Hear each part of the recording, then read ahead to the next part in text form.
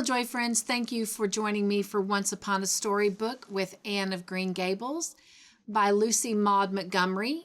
Today we are reading Chapter 29, An Epoch in Anne's Life. Epoch is E-P-O-C-H, and it means a notable event. Anne was bringing the cows home from the back pasture by way of Lover's Lane. It was a September evening, and all the gaps and clearings in the woods were brimmed up with ruby sunset light. Here and there the lane was splashed with it, but for the most part it was already quite shadowy beneath the maples, and the spaces under the firs were filled with a clear violet dusk like airy wine. The winds were out in their tops, and there is no sweeter music on earth than that which the wind makes in the fir trees at evening.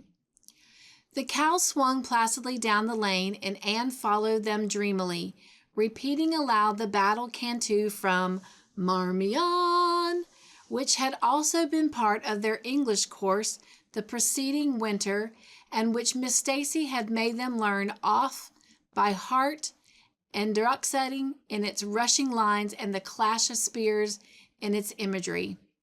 When she came to the lines, "The stubborn spearsmen still made good their dark, impenetrable wood," she stopped in ecstasy to shut her eyes that she might the better fancy herself one of that heroic ring. When she opened them again, it was to behold Diana coming through the gate that led into the berry field, and looking so important that Anne instantly divined there was news to be told. But betray too eager curiosity she would not. "Isn't this evening just like a purple dream, Diana? It makes me so glad to be alive.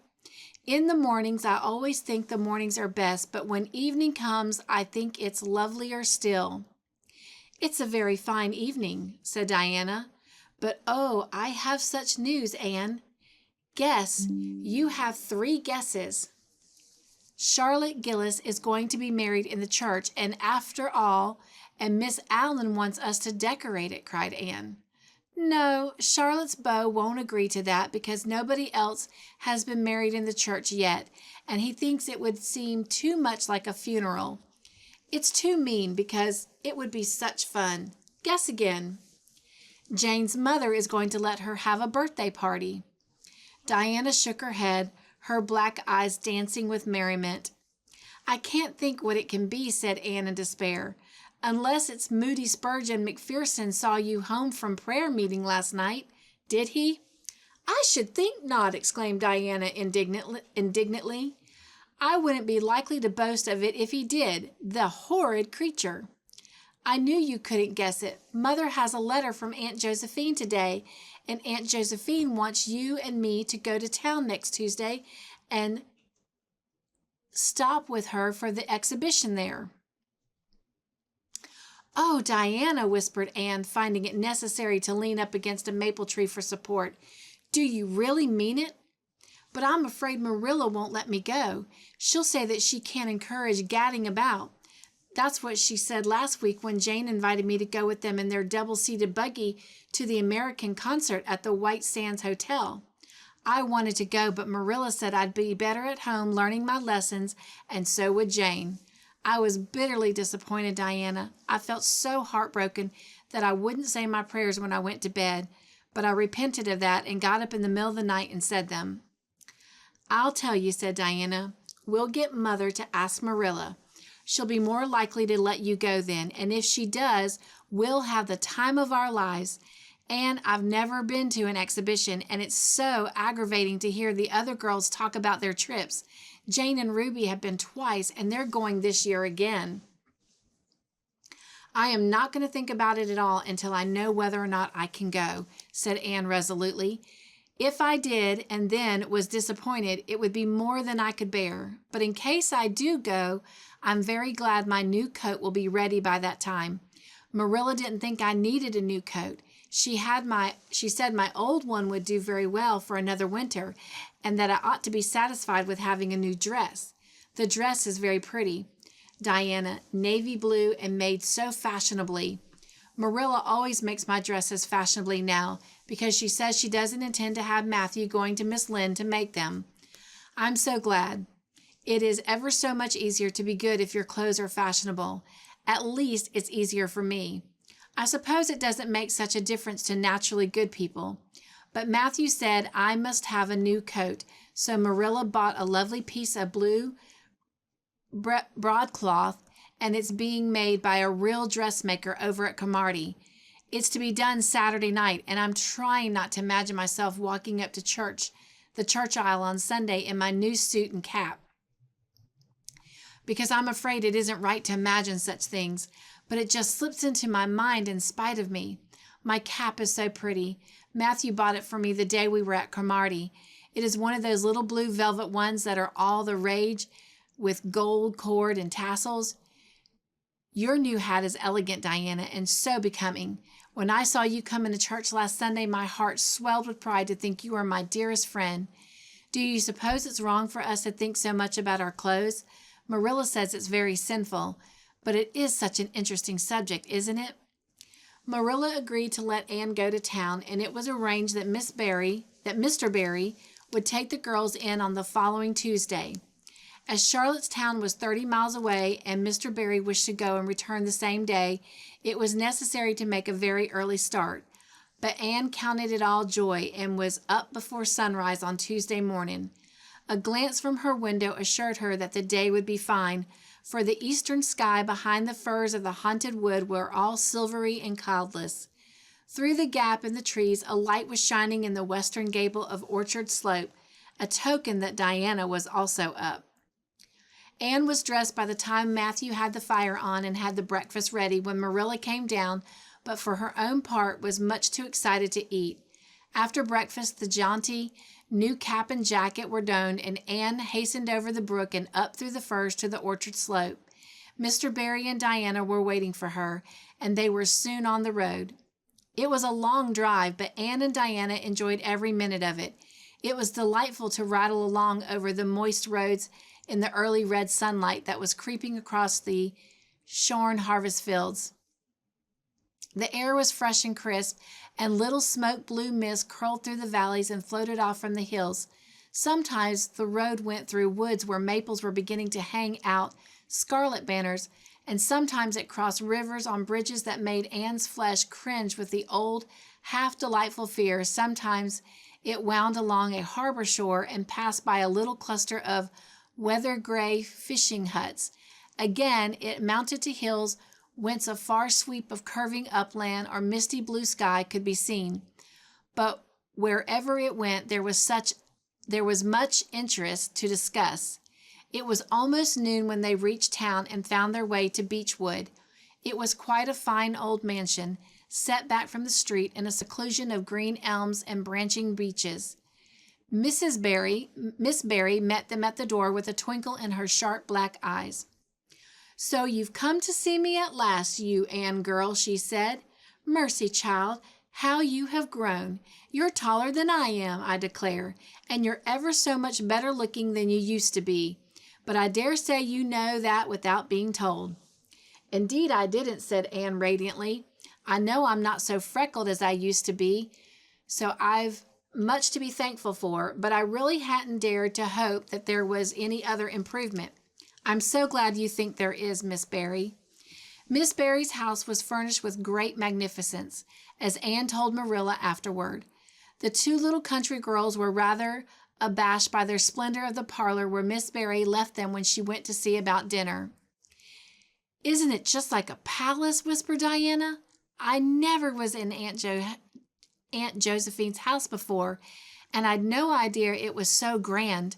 I just wish Julia Bell could see this. She puts on such airs about her mother's parlor." "Velvet carpet," sighed Anne luxuriously, "and silk curtains. I've dreamed of such things, Diana, but do you know, I don't believe I feel very comfortable with them after all. There's so many things in this room, all so splendid, that there's no scope for imagination." "That is one consolation when you're poor. There are many more things you can imagine about." Their sojourn in town was something that Anne and Diana dated from for years. From first to last, it was crowded with delights. On Wednesday, Miss Berry took them to the exhibition grounds and kept them there all day. It was splendid, Anne related to Marilla later on. I never imagined anything so interesting. I don't really know which department was the most interesting. I think I liked the horses and the flowers and the fancy work best. Josie Pye took first place for knitted lace. I was real glad she did. And I was glad that I felt glad, for it shows I'm improving, don't you think, Marilla, when I can rejoice in Josie's success. Mr. Harmon Andrews took second prize for Gravestine apples, and Mr. Bell took first prize for a pig.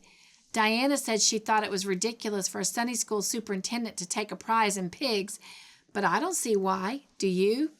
She said she would always think of it after this when he was so praying solemnly. Clara Louise McPherson took a prize for painting, and Miss Lynn got first prize for homemade butter and cheese. So Avonlea was pretty well represented, wasn't it? Miss Lynn was there that day, and I never knew how much I really liked her until I saw her familiar face among all those strangers. There were thousands of people there, Marilla. It made me feel dreadfully insignificant. And Miss Berry took us up to the grandstand to see the horse races. Miss Lynn wouldn't go. She said horse racing was an abomination, and she, being a church member, thought it her bounden duty to set a good example by staying away. But there were so many there, I don't believe Miss Lynn's absence will ever be noticed. I don't think, though, that I ought to go very often to horse races because they are awfully fascinating.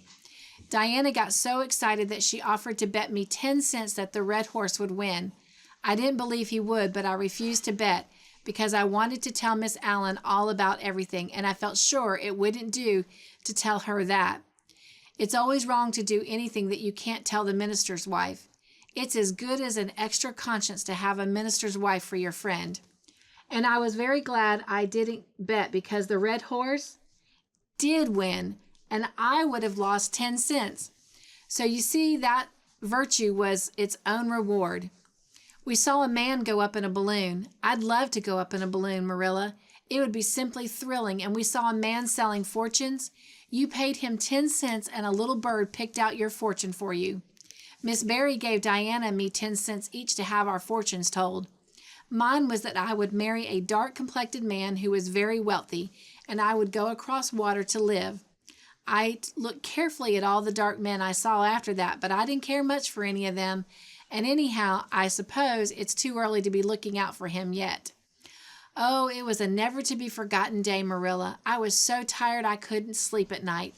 Miss Berry put us in the spare room, and according to promise, it was an elegant room. Marilla, but somehow sleeping in a spare room isn't what I used to think it was. That's the worst thing of growing up, and I'm beginning to realize it.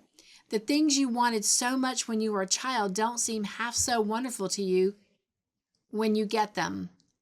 Thursday, the girls had a drive in the park, and in the evening, Miss Berry took them to a concert in the Academy of Music, where a noted prima donna was to sing. To Anne, the evening was a glittering vision of delight. Oh, Marilla, it was beyond description. I was so excited I couldn't even talk, so you may know what it was like. I just sat in enraptured silence. Madame Seltsky was perfectly beautiful and wore white satin and diamonds, but when she began to sing, I never thought about anything else. Oh, I can't tell you how it felt, but it seemed to me that it would never be hard to be good anymore. I felt like I do when I look up to the stars.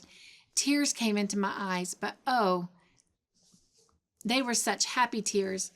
I was so sorry when it was all over. And I told Miss Berry I didn't see how I was ever to return to common life again. She said she thought if we went over to the restaurant across the street and had ice cream, it might help me. That sounded so prosaic, but to my surprise, I found it true. The ice cream was delicious, Marilla, and it was so lovely and dissipated to be sitting there eating it at 11 o'clock at night. Diana said she believed she was born for city life. Miss Berry asked me what my opinion was, but I said I'd have to think it over very seriously before I could tell her what I really thought. So I thought it over after I went to bed. That is the best time to think things out.